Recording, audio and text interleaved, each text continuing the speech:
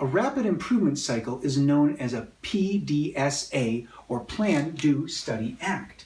It's often drawn in this way: plan, do, study, act. And it's a cycle. You plan an intervention, you do it, you study it, you act to make changes, and you plan to do it again in an improved way. This is also sometimes known as a plan, do, check, act cycle. It's also called a cycle because it is designed to be repeated over and over with changes until the desired result is achieved. Now, some projects may only require one cycle, but most will require more. PDSAs work best when they are for fairly short terms. For Hillside Clinic, a PDSA of only 1 day was recommended by the facilitator. This would enable up to 5 PDSA cycles per week.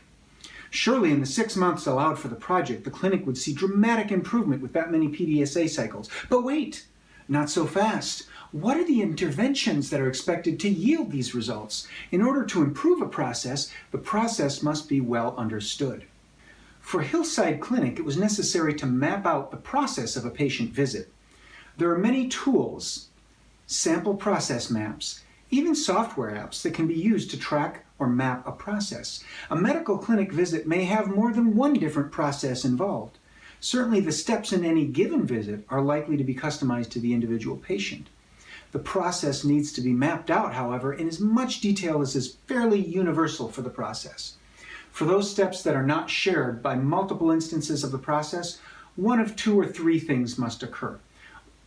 1, the step is not included in the process. Or 2, there must be a separate process.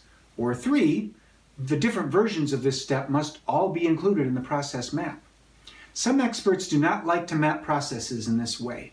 In manufacturing, where many of our process improvement tools originated, a process should be fairly consistent and universal.